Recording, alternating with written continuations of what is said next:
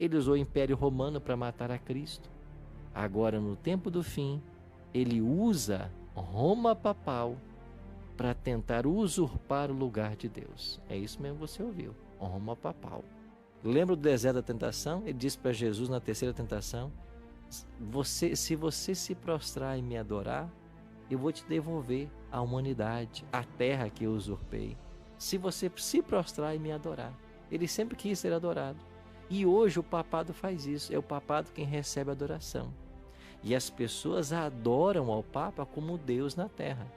Sobre o sábado, mas Jesus, inclusive, ele ressuscitou no domingo. Isso fez com que o dia de descanso alterasse, perdeu a relevância o sábado, pastor? E esse tema está falando de ataque, o ataque de Satanás, falando também da distorção do anticristo. Agora, pastor, é o seguinte, o senhor falou que a gente não pode confessar homens o perdão e tal, e pedir perdão. Então, como eu vou me confessar? Não existe, então, humanamente um representante que eu possa me confessar aqui? Como é que funciona a confissão segundo a Bíblia? Então, amigo, preste atenção. Você não pode ser iludido por falsos ensinos. E como o diabo está atacando o santuário, ele está atacando as verdades do santuário. É por isso, então, que Paulo está alertando este poder. E nós vamos ver no estudo de hoje mais evidências bíblicas daquilo que eu estou afirmando. Mas ele faz isso através de agentes humanos. Em realidade, Satanás é o dragão do Apocalipse, mas ele não dá as caras. Ele sempre usa poderes. Olha, ele usou a Síria para destruir as 10 tribos do norte do povo de Israel. Ele usou Babilônia para escravizar as 2 tribos que sobraram por 70 anos. Ele usou o Egito para escravizar o povo de Deus por 4 séculos. Ele usou o Império Romano para matar a Cristo. Agora, no tempo do fim, ele usa Roma papal para tentar usurpar o lugar de Deus. É isso mesmo que você ouviu, Roma papal. Porque os papas, Cris, são eles quem, ao longo da história, se dizem ocupar o lugar de Deus na terra. Daí vem a expressão vigário, o representante. Mas é mais que o representante. Eles tentam usurpar a posição de Deus. Por quê? Porque eles ensinam ou pretendem ter atributos que pertencem somente a Deus. É por isso, então, que Paulo está alertando este poder. E nós vamos ver no estudo de hoje mais evidências bíblicas daquilo que eu estou afirmando, que é o papado, é quem o diabo usa para tentar usurpar o lugar de Deus na história. Pastor, aproveitando esse tema aí, essa questão do anticristo, além de ocupar o lugar de Deus, a tentativa, ele tenta distorcer a palavra. Ele mistura algumas coisas para confundir. Seria uma das estratégias satânicas no tempo que vivenciamos agora, pastor? Claro, e isso também já estava profetizado. Então vamos a 2 pontos importantes. Primeiro, por que o papado tenta usurpar a posição de Deus? Porque ele tenta usar as prerrogativas divinas. Vou dar um exemplo dessas prerrogativas. Só Deus deve ser adorado. Nem os anjos aceitam adoração. Se você for para Apocalipse, capítulo 19, versículo 10, você vai encontrar João diante de um poderoso anjo. E o que fez João? Ele se prostrou para adorar esse anjo. E o anjo disse assim: João, não faça isso. Eu sou conservo teu e dos teus irmãos. Adora a Deus. Então, nem o anjo aceitou a adoração de um ser humano. Mas o diabo, como sempre ele quis ser adorado, veja que lá em Isaías 14, Ezequiel 28, diz claramente que ele tentaria colocar o seu trono acima do trono de Deus e ser semelhante ao Altíssimo. Ele sempre quis ser adorado. Lembra do deserto da tentação? Ele disse para Jesus na terceira tentação: se você se prostrar e me adorar, eu vou te devolver a humanidade, a terra que eu usurpei. Se você se prostrar e me adorar. Ele sempre quis ser adorado. E hoje o papado faz isso. É o papado quem recebe adoração. E as pessoas adoram ao Papa como Deus na terra. De fato, o Papa Leão XIII disse isso. Nós, os papas, temos a autoridade de Deus sobre a terra. O Papa Leão XIII foi quem disse isso. E nos documentos papais isso fica claro. Você conhece Rui Barbosa, não conhece? Conheço. Um baiano, jurista, um tremendo jurista que esse país teve. Pois Rui Barbosa estava na Alemanha certa ocasião e ele encontrou uma obra chamada me fugiu O Papa e o Concílio, uma obra alemã. E foi Rui Barbosa quem traduziu esta obra para o português. E ele fez o prefácio à obra portuguesa. Só que o prefácio dele ficou maior que a própria obra original. Então hoje você tem 2 volumes, O Papa e o Concílio, de Rui Barbosa, traduzido por Rui Barbosa. O volume 1 é dele e o 2 é a obra original. E Rui Barbosa mostra documentos claros dessa pretensão papal de querer usurpar a posição de Deus. Então, quando ele ensina que ele não falha, a doutrina da infabilidade papal, quando ele tenta perdoar pecados dos seres humanos, quando as pessoas são levadas a adorá-lo como um Deus, ele está ostentando a posição de Deus. E o ponto que você perguntou a respeito da verdade, Daniel 7:25 faz uma profecia a respeito desse poder e diz assim, Daniel 7:25, proferirá palavras contra o Altíssimo, magoará os santos do Altíssimo e cuidará em mudar os tempos e a lei. Agora, como o papado tentou mudar os tempos e a lei? Olhe para a lei de Deus. São 10 os mandamentos. Mas quando você pega o catecismo da Igreja Romana, ela não ensina os 10 mandamentos. Por exemplo, o 2º mandamento proíbe adorar a imagem de escultura. Mas no catecismo esse mandamento não aparece. Porque a igreja ensina a idolatria, a adoração de imagens. Aí você pega o 4º mandamento da lei de Deus, diz que nós devemos lembrar de santificar o sábado. Mas a igreja romana é a pioneira em ensinar a santidade do domingo. E hoje o mundo cristão está caminhando nas pegadas da igreja romana, adorando no dia que Roma ensinou, que é o domingo. E aí, como tiraram o 2º, ficaram com 9, no catecismo você pega o 9º e o 10º e você descobre que apenas é um mandamento da lei, que é o 10º. Eles pegaram o 10º e dividiram em 2, para voltar a ter 10 mandamentos. Então, essas 3 tentativas de se mexer na lei de Deus é o cumprimento profético de Daniel 7:25, que se enquadra historicamente no papado. E veja, Cris, ao falarmos isso aqui, nós temos que deixar claro que isso não tem nada a ver com os católicos modernos, porque a Igreja Católica está repleta de cristãos sinceros, tementes a Deus, que estão buscando conhecer a verdade, estão buscando a salvação em Cristo, mas essas verdades têm que chegar para a pessoa, para que nós saibamos o certo e o errado, porque enquanto você não sabe o que é certo e o que é errado, você não está apto a tomar uma decisão na sua vida.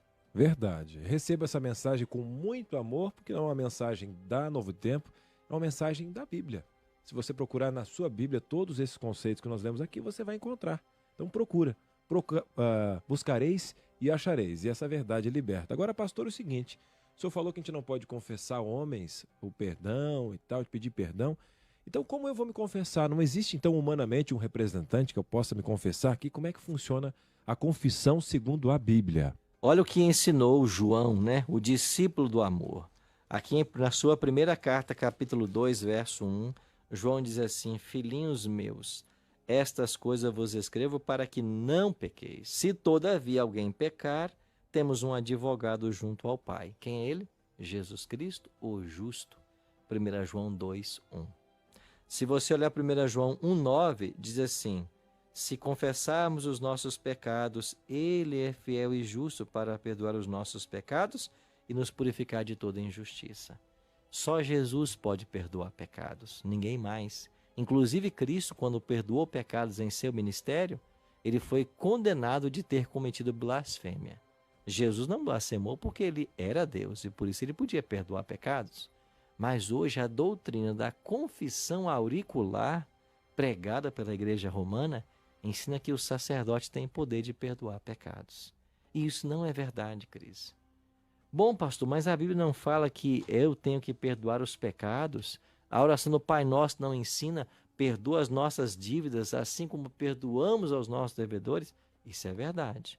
Então é o seguinte, quando eu ofendo Cris, eu tenho que buscar o seu perdão e você deve me perdoar. Quando você me ofende, você tem que pedir perdão. E eu devo lhe perdoar, porque se eu não perdoar quem me ofende, Deus também não me perdoará. Mas isso tem a ver com a confissão no nível horizontal. O ser humano com o ser humano. Agora, quando você peca contra Deus, você não pode buscar um ser humano para se confessar, buscar dele o perdão, porque ele não tem esse perdão para você. Quem perdoa é Cristo. Então, só Jesus pode dar perdão. Então, a doutrina da confissão auricular, ela é uma blasfêmia. Porque nenhum sacerdote tem poder de perdoar o seu pecado. Muito menos passando penitências, porque aí você está ensinando salvação pelas obras. Então, você pratica a boa obra para você ser perdoado e salvo. Isso está diametralmente oposto àquilo que a palavra de Deus ensina. Muito bem. O senhor citou outra questão também, pastor, que eu gostaria de explicação para o nosso ouvinte, ou telespectador internauta também, sobre o sábado. Mas Jesus, inclusive, ele ressuscitou no domingo. Isso fez com que o dia de descanso alterasse? Perdeu a relevância o sábado, pastor? O sábado nunca perdeu a relevância, Cris. E a prova disso é que o apóstolo Paulo, o maior teólogo do Novo Testamento, que escreveu um terço do Novo Testamento, se converteu 3 anos depois da morte de Cristo e morreu no ano 67. E você não tem Paulo ensinando o domingo. Você tem Paulo ensinando o sábado. Se você pegar a sua Bíblia em Atos 16, 2, 18, 4, você vai ver que, 17, 2, 18, 4, você vai ver que Paulo guardava o sábado. E um texto que me chama muita atenção é o texto de Lucas 23. Olha o que diz a Bíblia em Lucas capítulo 23. A partir do verso 50, está se falando a respeito da morte e do sepultamento de Cristo. Agora, olha o que diz o versículo 52. Tendo procurado Pilatos, lhe pediu o corpo de Jesus. Quem foi esse? Foi José de Arimateia. Verso 53. E tirando do madeiro, envolveu num lençol de linho e o depositou no túmulo aberto em rocha, aonde ainda ninguém havia sido sepultado. Verso 54. Eu estou lendo Lucas 23, agora 54. Era o dia da preparação e começava o sábado. Na Bíblia, a sexta-feira, o sexto dia, é chamado de dia da preparação. Por quê? Porque nele você se prepara para receber o sábado. Verso 55. As mulheres que tinham vindo da Galiléia com Jesus, seguindo, viram o túmulo e como o corpo fora ali depositado. Então se retiraram para preparar aromas e bálsamos e no sábado descansaram segundo o mandamento. Entre essas mulheres que vieram da Galiléia, estava ali a própria mãe do Senhor Jesus. E veja, você tem um exemplo claro na Bíblia de Maria guardando o sábado. As mulheres piedosas que seguiam a Cristo guardando o sábado. O próprio Jesus que guardou o sábado. Então o sábado, ele aparece na Bíblia de Gênesis a Apocalipse. Você vai ver lá em Apocalipse 1, versículo 10, João teve a visão, a primeira visão dele foi dada no dia do Senhor. E o dia do Senhor na Bíblia é o sábado. Então do Gênesis ao Apocalipse se ensina o sábado. Agora, e os milhares de cristãos que estão aí santificando o domingo? Ou escolheram esse dia para fazer o seu culto? Não há nenhum problema em você cultuar no domingo. O problema é você esquecer o mandamento. E como Deus sabia que nós iríamos esquecer, o 4º mandamento, em Êxodo 25:8, já diz: lembra-te do dia de sábado. Ou seja, a humanidade esqueceria. E o cristianismo está esquecendo. Mas você está ouvindo essa mensagem hoje para que você não se olvide dessa verdade. Para que você viva essa verdade. Porque nós entendemos, Cris, que o inimigo está atacando o santuário. E como no santuário estava a lei de Deus, ele ataca a lei de Deus no santuário. E é por isso que ele está tentando, usando agentes humanos, e usou o poder papal ao longo da história para fazer essas mudanças na lei, ou tentar mudar a lei, como a gente está explicando aqui. Muito bem. Para você que está acompanhando a gente, você já viu a questão da confissão, a questão do sábado. E esse tema está falando de ataque, o ataque de Satanás, falando também da distorção do anticristo. Pastor, o senhor deu um toque no tema anterior, mas só para dar uma refrescada para quem está chegando agora, a Bíblia fala sobre alma vivente. Seria o ser humano, então, ele tem uma alma imortal?